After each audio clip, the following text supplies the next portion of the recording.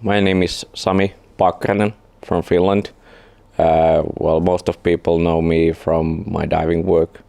I have done a lot of teaching.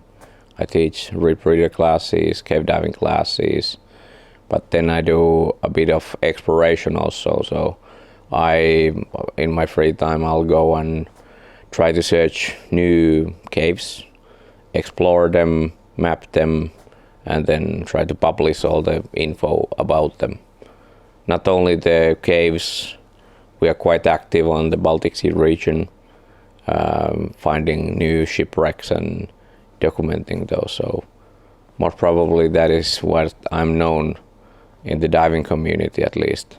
One story came to my mind from this region. So we are at the moment in Norway, near Mo i Rana, in a place called Plura Valley, so where there's a world famous cave, but around here there's multiple caves. So of course Plura cave has quite a strong story, and there's even movies about it, but I would want to tell one story from another cave, which is maybe 30 kilometers from here.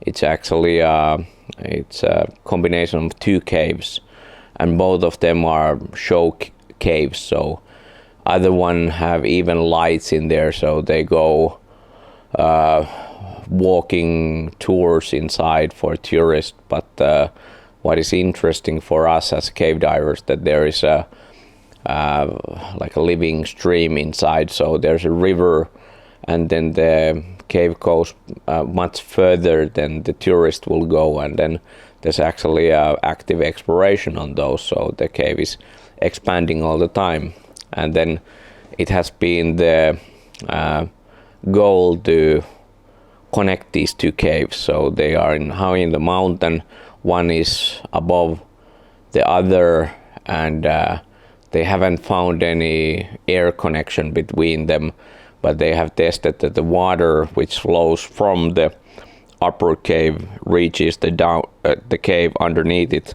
so there is at least a water connection. So of course that is interesting for the cave divers, and we have been there's a Norwegian guy, my friend Raymond, who has been very active on that exploration, and it's sort of his project.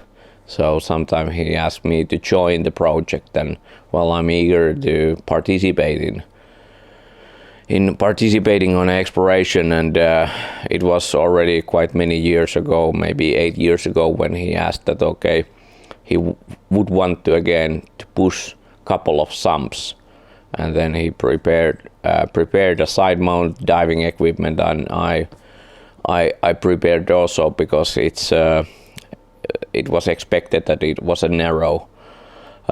He had previously been on the sump where he dived, but for me he asked if I could go and check this upstream sump where no one has been diving before. So yeah, I was excited, and we gathered a team because it's quite a much of gear hauling into the cave, and we worked half a day to get all the equipment to the dive site, and it's actually quite a nice way to the dive site, because that cave has a marble passage. So it's a very clean white limestone which is turned into marble already. So it's very, very photogenic, and that is the cave around here which holds these blind fishes. So it's in many ways quite like a special cave. But nevertheless, so we reached the sump, and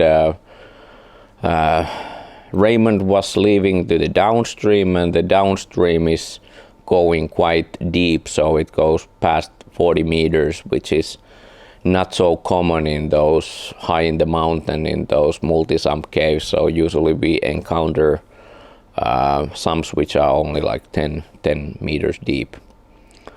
But Raymond went to downstream, and I keyed up for the upstream section, and the visibility was quite bad because it's the water is flowing and there's lots of sediment in the water.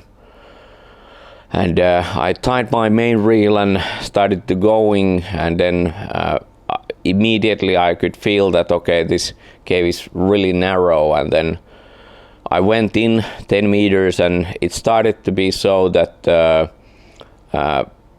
I could fit only on I couldn't really move on the cave, so it wasn't it was more wider than taller, so the side mount gear was right for that. But then it started to go down, and I was thinking that should I go head down in a tunnel that I cannot really see much, or should I go legs first in there, because there was a little bit current pushing in there. So I decided that because I'm not able to turn freely, so I will go first legs first.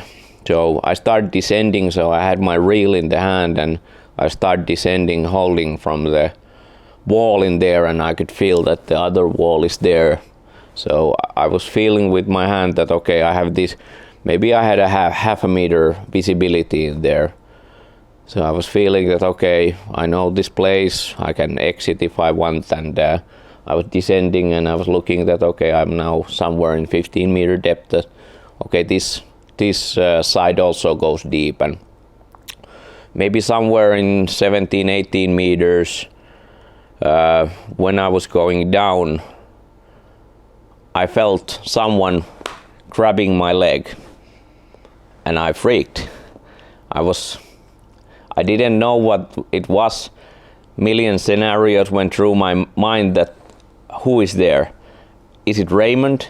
Has he come through the downstream in there? But I took my reel and I went like 5 meters up, because I didn't know if someone is coming. Well, we were only 2 divers in that cave, so there wouldn't be anyone else than Raymond. But then it was just so freak situation that you are there alone in an unknown place and something slaps your leg.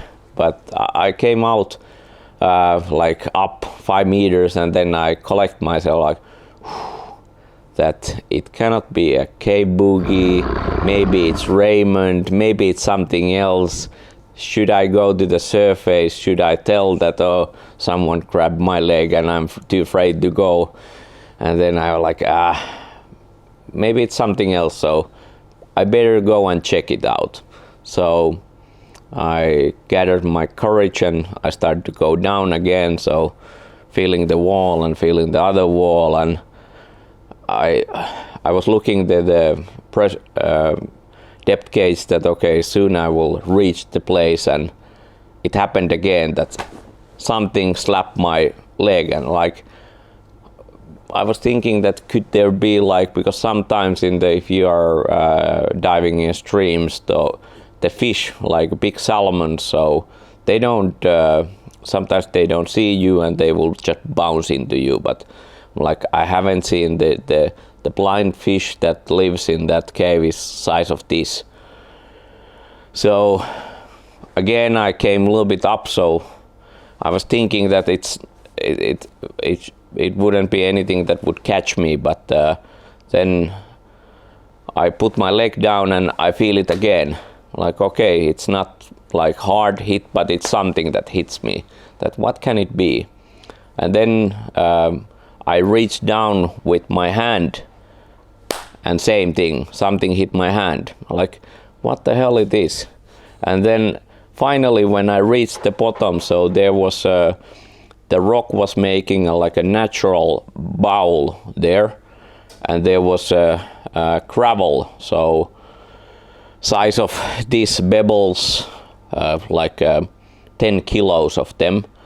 And then the cave was actually not passable anymore, so there was a crack which formed this kind of bowl in the bottom, and then there's a hole where the water was coming, and the pebbles were blocking the water passage until the water pressure became so strong that it threw the bubbles out from there. So it was like this pulsing rock fountain there, and then every like 10 seconds it would throw like a shovel worth of pebbles into the water, and that was the feeling that I felt. So it was disappointed that the upstream didn't go anywhere. So actually after that we have found another place where the cave continues, but nevertheless now I have dived the place. Now we know that there's no continuation, and I have met this quite a freak of nature in there that first I felt that like it could be something more scary. The title, The Cave Boogeyman. Yeah. Yeah. But yeah. That's pretty spooky, man. Yeah. I would freak out. Yeah. I'd jump out of the water and be crying. There's a cave boogeyman. Yeah. That's what I was thinking, that should I go up and Be like, I'm gonna tell everybody this, and they're gonna think I'm a total wuss. Yeah, exactly. Yeah, exactly. Hey everyone! Thanks for watching our latest episode all the way to the end. Hit that subscribe button now so you won't miss our next episode.